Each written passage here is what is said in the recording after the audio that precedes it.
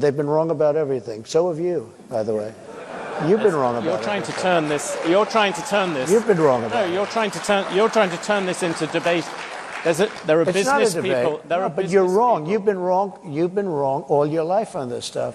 You've been wrong. No, and let me tell you about currency. You're going jumping a lot of different subjects. Well, the reserve currency. Let's stick to reserve currency. That's where you started, right? The reserve currency is under threat because you have Iran, you have Russia, you have China. China's the one that you have to worry about because they want it. Yeah. They want to have the yuan be the thing of power. So here's what I'm doing. I hate to go back to it. If somebody says, and I know countries want to get out because they don't respect our leadership, they look at this guy, they say, you got to be kidding, and she's worse than him. By the way, I never thought I'd say this. She is not as smart as Biden, if you can believe it. This is not what, we had 4 years of this lunacy, and we can't have it anymore. We're not going to have a country left. Okay, currency, very important. Yes. And if you want to go to third world status, lose your reserve currency. We have to have that. We cannot lose it. If you'll go to third world status in this country because you take a look at the way things are running. If a country tells me, sir, we like you very much, but we're going to no longer adhere to being in the reserve currency. We're not going to salute the dollar anymore. I'll say that's okay. And you're going to pay a 100% tariff on everything you sell into the United States. And we love your product. I hope you sell a lot of it into the United States, but you're going to pay 100% tariff. He will then follow it up by saying, sir, it would be an honor to stay with the reserve currency. That will be like just playing. That's not even chess, that's checkers. But you don't have listen to this, you don't have other people that can talk that way. You know, a lot of people say, we love Trump's policy, but we would like to have another messenger because we don't like him. He's a little bit crass. And then, actually, it was Lindsey Graham, I must say. He was a progressive, in all fairness. But Lindsey Graham said, but Trump's policy doesn't work without Trump.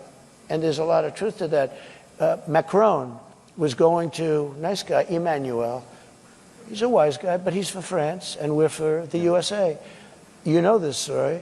He was going to tax American companies doing business in France, a very substantial tax. And I told my people, I didn't even like the companies, but I'm representing American companies. So I said, call Macron and call his people and say, we're not going to stand for that. And I got Mnuchin and, a lot of guys, smart guys, if I can finish. Yeah. I'll go longer if you want, if it helps. Because you got to be able to you move too quick. No, you got to be able to finish a thought because it's very important. This is big stuff we're talking about. You can't go that quickly. You've gone from the dollar to So let me just tell you. So I said, no, I'm just telling you basic, it's called the weave. It's all these different things happen. Yeah. So let me just say, so I said to Mnuchin, call him up and say, no way. He did, and he came back to see me. He said, they won't do it, sir, it's too late. I said to somebody else, you call him. Then I said, let me do it. And I called him. And I said, Emmanuel, you're taxing American companies very substantially. You're not doing it with other companies. You must think we're stupid. It's not going to happen. But Donald, I cannot do anything. It's too late. Or it was approved by a legislature. I said, that's okay. Here's the story. Every bottle of wine and champagne that you send into the United States, effective immediately, and I'm signing it as I speak, I'm charging you 100% on every bottle of wine and champagne. They like the wine and champagne, right? Every bottle of wine and champagne that comes into the United States of America has a tax on, starting on Monday morning, this was a Friday, of 100%. And that's better than you're doing, okay? And he said, no, you cannot do that. I said, I've done it. It's already signed. Monday morning goes, may I call you back? Yes, he calls me back in about 3 minutes. We have decided to remove the tax from the companies. I did this all day long, but you think Biden does that? I don't think so. Let me ask you a very factual question. The Federal Reserve, you say you don't want interest rates to go higher. You've gone backwards and forwards about whether you want to keep Jerome Powell as chair of the Federal Reserve. His term as chair runs on to May 2026. Would you seek to remove or demote him? Look, I think it's the greatest job in government. You show up to the office once a month and you say, let's see, flip a coin. And everybody talks about you like you're a god. Oh, what will he do? I mean, before, the guy used to walk into my office, he was like begging. Oh, he was fine. But you did talk about you talked about removing him once. I did, because he was keeping the rates too high. Yeah. And I was right. And you would do that again? In fact, he actually dropped them too much when I did this. Because I said I was threatening to terminate him. There was a question as to whether or not you could. And there was an article in the New York Times, 2 half pages. 1 page said I can do it by lawyers. 1 half page said I couldn't. And that was enough for him. And he dropped the hell out of the rates. He dropped them too much. He went so, he dropped them actually too much. Okay. Here's the story.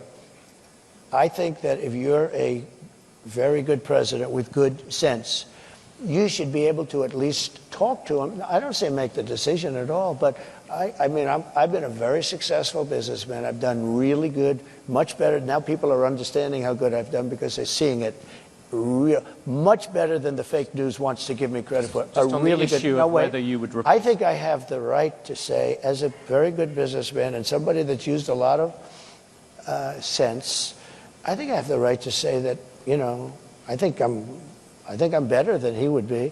I think I'm better than most people would be in that position. I think I have the right to say I think you should go up or down a little bit. I don't think I should be allowed to order it, but I think I have the right to put in comments as to whether or not interest rates should go up or down. When you looked at the Supreme Court, you came up with a list of people I did. who you thought of replacing, bringing in as Supreme Court justices. Yeah. Would you do that with the Federal Reserve? Well, I no longer need it. It was a great thing. In fact, a lot of people said I got elected because of that. I was an unknown quantity. I was very known as a business guy, but I wasn't known as a political person or the leader of a country. And people were very worried about, you know, actually they were worried, am I going to be liberal, if you want to know the truth? And somebody said, would you come up with a list of 20 or 25 justices, in this case mostly judges, that you'd put in case it were necessary? Now, it's amazing because I got 3 in 4 years. Most people get none. Because, you know, you put them in, they're young. You tend to put them in young. Only stupid people put old. You know, you don't put old in because they're there for 2 years or 3 years. Right? So you put them in young. So I got 3. A lot of judges, a lot of presidents get none. I got 3. And I think they've been 3 great choices too, by the way. But just on the Federal Reserve, by the way, I think they have been really great choices. But I got 3 judges, and you know what they want to do? They want to now put up to 25 justices into the Supreme Court, the radical left, and that can't happen. So I think I've done a great job on putting in justices and 300 judges, and that made a tremendous difference in the country. You know, I was a little lucky, because Barack Hussein Obama did not get his judges approved, a lot of them. So I ended up with 125 judges before I got there. So again, most presidents don't even get to put a Supreme Court judge in because there's 9, and you know they're there for a long time. Most of them are there for a very long time. And I got 3, which is a very unusual situation. I got 3 in 4 years. Maybe we can change the subject to technology, seeing you wouldn't answer about the Federal Reserve. The US Justice Department is thinking about breaking up Alphabet, as Google likes to be known now. Should Google be broken up? I just haven't gotten over something the Justice Department did yesterday, where Virginia cleaned up its voter rolls and got rid of thousands and thousands of bad votes. And the Justice Department sued them that they should be allowed to put those bad votes and illegal votes back in and let the people vote. So I haven't gotten over that. A lot of people have seen that. They can't even believe it. The question is about Google, President Trump. Yeah, look, Google's got a lot of power. They're very bad to me, very, very bad to me. I mean, I can speak from that standpoint. They only have bad stories. In other words, if I have 20 good stories and 20 bad stories, and everyone's entitled to that, you'll only see the 20 bad stories. And I called the head of Google the other day, and I said, I'm getting a lot of good stories lately, but you don't find them in Google. I think it's a whole rigged deal. I think Google's rigged just like our government is rigged all over the place. You would break them up, in other words? I'd do something, but you have to have, look, I give them a lot of credit. They've become such a power. It's such a power, and you got to give them credit for that. How they became a power is, you know, really the discussion. At the same time, it's a very dangerous thing because we want to have great companies. We don't want China to have these companies. Well, right now, China is afraid of Google. Right now, you know, China is a very powerful, very smart group of people. I will tell you that from very personal experience. There's an example of a Chinese tech company at the moment, yeah. TikTok. Yeah. You initially wanted to ban TikTok. Now you like it, apparently for some reason to do with Facebook. Yeah. There is a decision coming up, if you became president, yeah. its Chinese parent would have to sell it, I think it's by yeah. January the 19th. Would you force them to do that? So I originally had it all done, and then I said to Congress, your decision. I said, I'm not going to, you know, pull any strings, nothing. Your decision. You make it. But I had it all done. And I said, you make it. And they decided not to make it. I didn't care if they made it or not, because to me it was a flip of a coin. You know, you have some real First Amendment problems. You have a lot of problems. You just talked about Chinese technology, yeah. the need to defend against it. Yeah. TikTok and the threat people see to many kind of American children and things like that. Yeah, but you know, why do you no longer see TikTok as a threat? I think it is a threat. Frankly, I think everything's a threat. There's nothing that's not a threat. But sometimes you have to fight through these threats. You know, you can't just, like Google. I'm not a fan of Google. They treat me badly. But are you going to destroy the company by doing that? If you do that, are you going to destroy the company? What you can do without breaking it up is make sure that it's more fair. They do treat me very badly. Oh, and he told me, no way, you're the #1 person on all of Google for stories. I mean, which probably makes sense, to be honest with you. I actually believe most of them are bad stories, but these are minor details, right? And it's only bad because of the fake news, because the news is really fake. That's the one we really have to straighten out. We have to straighten out our press, because we have a corrupt press. That's the one we really have. Can I ask you about Silicon? I was in Silicon Valley recently. You talked to the tech bosses there and the tech people, and there seems to be a real fear that what you would do with tech is you would hand it over to Elon Musk and say, you sort it out. No, I have great respect for Elon. Look, I saw that rocket ship come in yesterday and go right back to where it took off, to the gantry, I guess they call it. And I said, what the hell? I was on a phone talking about probably politics, and the television's on, and I'm seeing this big thing where the white paint was burned off it from the, you know, thousands of miles an hour, the heat. And I see this big, massive tube that's 10 stories, 20 stories tall come down. I told the person on the phone, wait a minute, I'm seeing something that's, I don't believe it. Neither does anybody else here. And I said, wait a minute. I forgot the guy was on the phone. He waited for a half hour. And I watched that come down.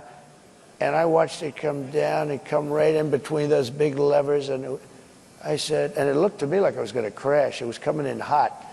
And all of a sudden, boom, you see the motor, the fire kick in. And I called Elon. I said, that's the most incredible thing. I said, can Russia do that? Nope. I said, can the United States do it? Nope. He's the only one that can do it. And I said, you now want to put him in charge of deregulation. Not deregulation, Cutting wasteful spending. Cutting. Every single which would president, include including deregulation. I've got to approve it. Every president comes in and talks about cutting wasteful spending. Oh, there's tremendous ways. Give me an example of something you will do that will get rid of government spending. Well, let me give you an example. When I came into government, I was the first thing. An example going forward. Well, not but what you did in the past. This is going forward because it's the same thing. When I first sat down, a general came into my office and he said, "Sir, it's nice to meet you. Would you please sign this?" I said, "What is it?" "It's a contract for a new Air Force One," which is actually 2 planes, not one, 2 Boeing 747. And I said, "How much is it?" $5.7 billion. So it's a hell of an expensive plane, but there's reasons for that. And he said, "Nope, I'm not signing it." I said, "Who negotiated it?" Barack Hussein Obama. I said, I'm not signing it. Why? Because there's a lot of fat. He said, I'm not signing it. It's got to have a 3 on it. Anyway, long story short, some of you have heard this. I got it down to, because first week they cut off $400 million. He said, I'll cut. I met with the head of Boeing. Wait, Dennis. I said, Dennis, you got to have a 3. 5.7 is too much. 5.7 billion. He said, the most I'll take off is $400 million. I said, well, that's not bad for one conversation. So he got it down. I said, nope, I'm not accepting. Then he took off 2 more. Then he took off. Anyway, 2 months went by, 3 months went by. I thought we blew the deal, and it was okay with me. I didn't care. But we should have a new Air Force One. When we see these planes from Saudi Arabia, from different countries, brand new, and ours is like 32 years old, and it's a very different plane. It's a much smaller plane, you know, the whole thing. The United States should have the best plane, I will tell you. Not for me, but we should have it. Let me just finish. So he said, he calls up after like 2-3 months. I didn't call him, which is the best way to buy something. Don't call back.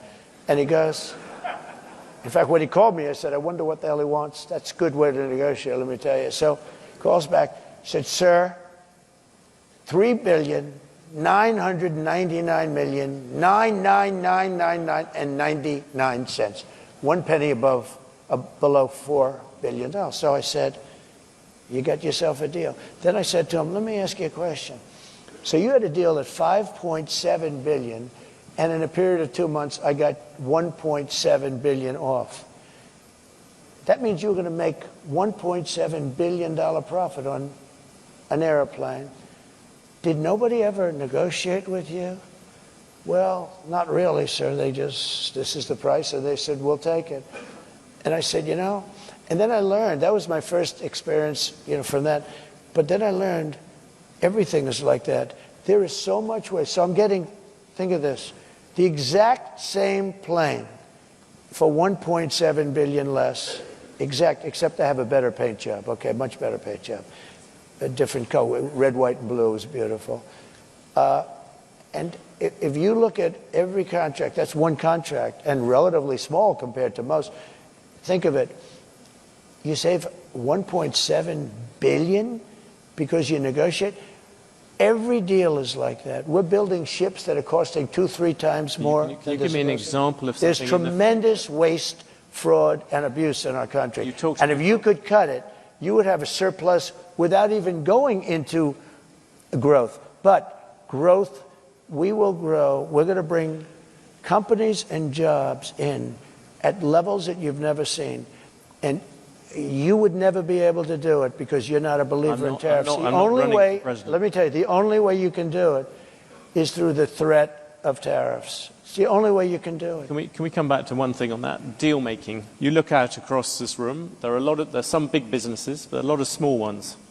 A lot of the way you've given us a lot of examples of things where you've negotiated with the heads of big businesses. Right. Give you an example, when you put the tariffs on China, much smaller than you're planning to do at the moment, when you put them on, Apple came, you negotiated a difference for them. I did. That's much harder for small business people. Isn't the problem with the way that you do these kind of deals? You're bound to deal with the big companies. It's the small companies who get hit by all these different things and can't find exceptions. Oh, we have exceptions. No, we had an exception rule. I gave Apple an exception. Tim Cook is a great business. Apple is not a small company. And no. Please no, don't give it but here's what happened. The question is about small business. Yes, but I would make what will you do for them? No, but we have a very talented group of people. Bob Lighthizer did a very good job. We had great people. We had central casting. These are great, and a large group of people. We made exceptions. In the case of Apple, they need an exception. You know why? Because of Samsung. He came to me and he said, Samsung makes a product similar to ours, very good product, the phones and other things. And because they're in South Korea, they don't have the tariffs. Because we're in China, we have the tariffs. I said, you happen to be right. You're not going to be able to compete. I said, look, I'm going to give you a 1-year break, but I want you to start building your factories in this country, whether it's Texas or any other place, anywhere in the country. And he said, what does that mean? I said, you have everything in China. I want you to move it from China back to our country. And he started doing that. And he built a factory, a big one in Texas. He built another one. And this was all a process. It was all happening. But I did give him an exception, and the reason was, he said, as soon as he said Samsung, I said, how is that product compared to yours? He said, it's a good product. I said, then you really can't compete. You can't have a 25 or a 50% tariff and compete, right? Yeah. And I said, I'm giving you an exception. And I did it for many companies. But what happens if a small, but the ultimate small businesses come and see I know, you? But That was the question. But we do it for small businesses too. We do it for small business. I'll give you another example. We have a man who I didn't know, but he came to me. He was at a meeting, and he built kitchen cabinets. And he was, you know, pretty big in the business. That's all he did is build kitchen cabinets. He said, sir, China and South Korea are building kitchen cabinets for 1/3 of what I can make them. I said, what's the quality? They're not as good, but they're good enough. I can't compete. I'm going out of business. I have 2,000 people that work for me. I'm going out of business. I put a 25% tariff still on kitchen cabinets. I saw the guy 3 days ago. He said, I'm the man that saw you about kitchen cabinets. You saved my company when you did the tariff, and you saved thousands of jobs, and my company is now doing very well. And he started to cry. And this guy hasn't cried too much, I will tell you. He said, you saved my company. There's nobody that could have done that. Maybe I can ask you then about something else. Yeah. Business people here in this room, business people, capital markets, they all like the rule of law. They like certainty. The Chinese, who you mentioned, other dictators, right? They don't like it when things go wrong. But they like it when things go wrong in America. If you look at the events of January the 6th, 2021, it showed to many people America's democracy was unruly and violent. Only 3 weeks to go to the election. Will you commit now to respecting and encouraging a peaceful transfer of power? Well, you had a peaceful transfer of power. You had a peaceful transfer of power. You had a peaceful... Come on, President Trump. You had a peaceful transfer of power compared with Venezuela, but it was by far the worst transfer of power for a long time. Thank you. I appreciate that, because this is what they like to do. This is what they like to do. And it's very interesting. The question, President Trump, is would you respect the decision? When I found out about this interview, I did a little check. He's a man that has not been a big Trump fan over the years. So I had a choice. Do I do this interview or not? I'm glad I did it. But do I do this interview, or do I disappoint a lot of people? Because I know a lot of people in the audience. But his view is very different than mine. Let me just tell you. I'm asking March, you, we had a term, peacefully and patriotically. These were people. If you think an election is crooked, and I do, 100%, if you think the day it comes when you can't protest, you take a look at the Democrats. They protested 2016. They're still protesting it. Nobody talks about them. But if we protest, we want to have honest elections. You think the last election was honest? Do you think it was all the times it went to courts? The courts No, it didn't go. They went to court, and the courts all said, you don't have standing. Nobody had standing. And it's hard, frankly, after an election for a judge, but they all said you don't. Nobody ever had standing. But the facts, if you take a look, I'd show you hundreds of pages of facts. People were angry. People went there. And I'll tell you what, they never show that. The primary scene in Washington was hundreds of thousands, the largest group of people I've ever spoken before, and I've spoken before. And it was love and peace. And some people went to the Capitol, and a lot of strange things happened there. A lot of strange things, with people being waved into the Capitol by police, with people screaming, go in, that never got into trouble. You know, I don't want to mention names, but you know who they are. A lot of strange things happened. But you had a peaceful, very peaceful. I left the morning that I was supposed to leave. I went to Florida, and you had a very peaceful transfer. This was not and I'll tell you what, those people that did go down, which was a tiny fraction of the people that went to Washington. I mean, you're talking about a very, very small, because hundreds of thousands of people, and I don't know what you had, 500, 600, 700 people go down to the Capitol. But those people, that was not one of those people had a gun. Nobody was killed except for Ashley Babbitt. She was killed. She was shot in the head by a policeman that what he did was horrible. President Trump, so I think we should be allowed to disagree on that.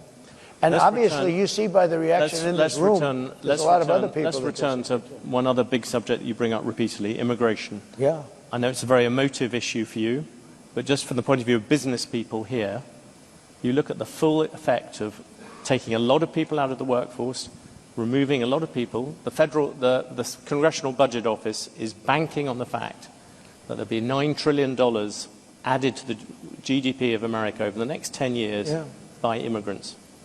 You want to stop that process.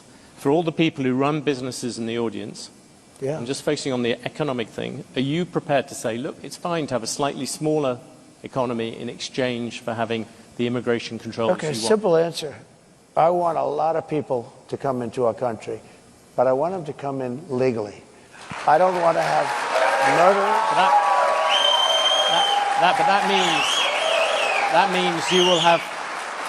means you will have to deport. You know, you are talking about deporting 11 million people. That is a lot of people to take out. It came out last week that 425,000 people are horrible criminals at the highest level.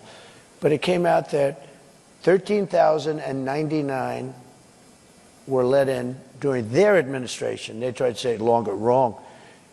Over the last 3.5 years, 13,000 plus people came in, murderers. They're in jail for murder. Some were having the death penalty. They were all released into our country. 13,099 people were released into our country. We had drug dealers released. We had street gangs released. Look at what's happening in Aurora. But now I don't have to go with Aurora anymore. Look at what happened last night in Times Square, where rough migrants from all over the place. You know, it's not just South America. We have people coming in from the Congo, large numbers from the Congo and Africa. They came in, as of last night, I was speaking to Tom Homan, 180 countries. People came in. They came from prisons and jails. They came from mental institutions and insane asylums, a step above. They came from the terrorists. We had large numbers of terrorists come in. When I was president, we had the strongest border in the history of our country. I built hundreds of miles of wall, and walls work, by the way. Hundreds of miles. We had the best numbers we've ever had. Now we have the worst numbers. And here's the problem. We have some of the worst criminals in the world coming in. Now, Venezuela, their crime has gone down at levels that nobody's ever seen before because they've taken their street gangs and their drug dealers and they've emptied their prisons. Not fully because they can't get enough buses. They've emptied their prisons. They load up the buses and they drive them into the United States, and they're dropping their prisoners into our country. Their crime is down. Their numbers are crazy how low it's dropped. I heard 72, 74%. They've taken their gangs. They've taken their criminals off the street. They've taken their people out of mental institutions, which cost them a fortune, and they've taken them and dropped them into the United States of America. Those people have to be returned. We can't live with thousands of murderers and not. The issue I asked you about was the idea that if you reduce immigration, every economist will tell you, if you have fewer people, there is a smaller economy. I like immigration, but they've got to come in legally. Okay. Well, let's finish on two. No, I want to make sure. Look, I don't want to have people that have killed 9 people and they're a sadistic, crazy nut job. We have to have people that can love our country, that will obey the laws, everything else. You have hundreds of thousands of criminals being dropped in, and Venezuela is one country. Look at what they have done, though, in Aurora. They've taken over apartment complexes. They've gone into the real estate business. See, they're like us, except they've done it with MK, whatever the hell they're called, right? I mean, they have weapons that are so sophisticated, our military doesn't have them. They've taken over parts of cities. In Colorado, you have a place called beautiful Aurora. Take a look at what's happened to Springfield, Ohio, where they dropped 30,000 people into a community of 50,000 people, and it's total bedlam. The hospitals can't be used anymore by the residents. The schools can't be used by the children that were there last year because other people that don't even speak the language. The issue I asked you about, many companies here have a shortage of labor. Yeah, that's good. We'll take care of that. We're going to get people in here rapidly, and they're going to be people that want to be in here, and they're going to be people that can love our country and won't kill people because they don't like the way they look. These are killers. By the way, some of these killers are among the most evil killers. They will look at you down, the beautiful woman there, they'll look at you and they will kill you. These are seriously sick people. And no, I don't want them in our country. And they are in our country right now. And they're in there because Kamala Harris, who's our border czar, is an incompetent person. For the record, as you know, the crime rate is lower. Can I finish with two questions? The first, you just said it, you don't do old. You own and run businesses. Yeah. Would you appoint a CEO who was 78? You didn't give you a medical? I would. Depends on this. I've met people like Biden, who's in bad shape. I wouldn't appoint him. He's 81 or 82. He's 4 years older. But I'd appoint, I know some of the smartest people I know. I know a man that made all of his money from the time he was 80 to 90, and he was a failure all his life. He was in the drinks business, the different... Strangely, you didn't bring this up when you were running against Joe Biden.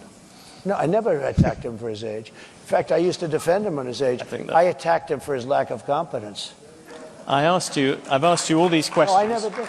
By the way, just because I think it's important, and I know you do too, I know so many people in their 80s that are among... Bernie Marcus is 95, he founder of Home Depot. You have that conversation with him. He's just as sharp as you mentally. He's just as sharp as he ever was. He's 95. I can tell you that in their 90s, I don't want to get into the 90s stuff, but you know what?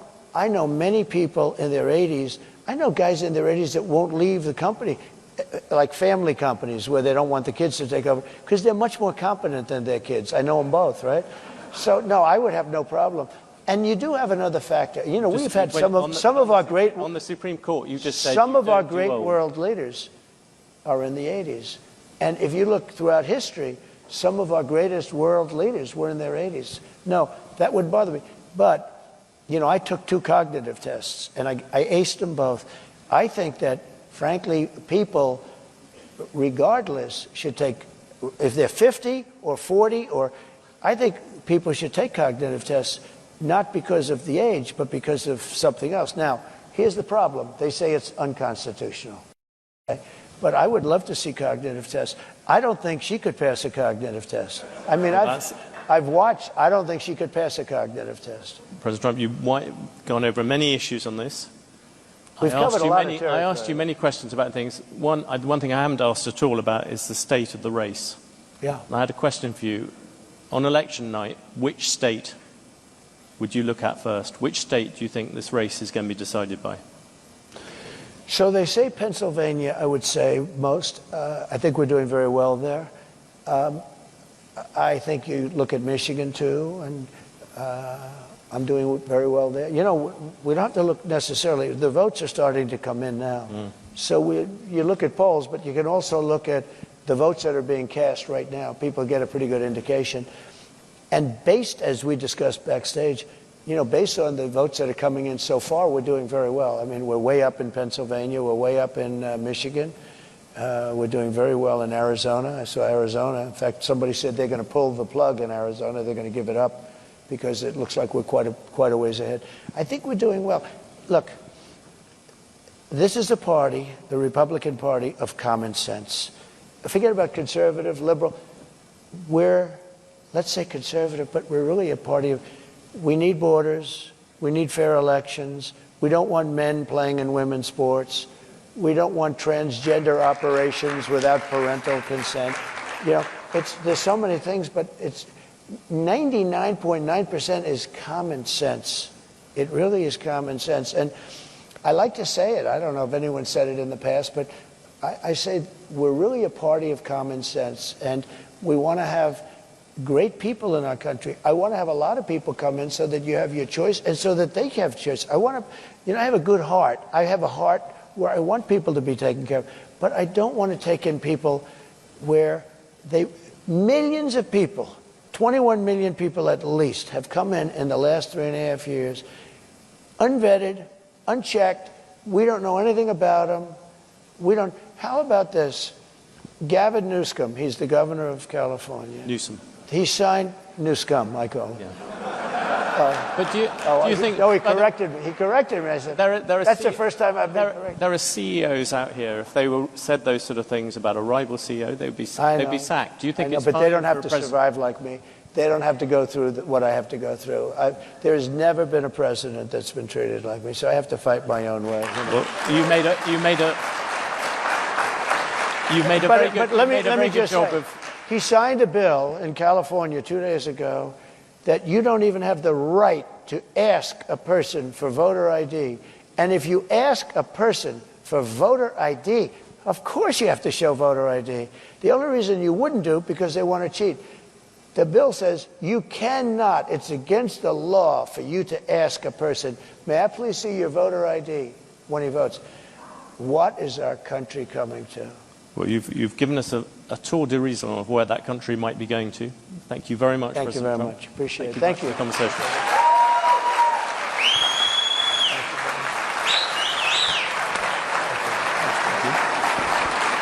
Good job.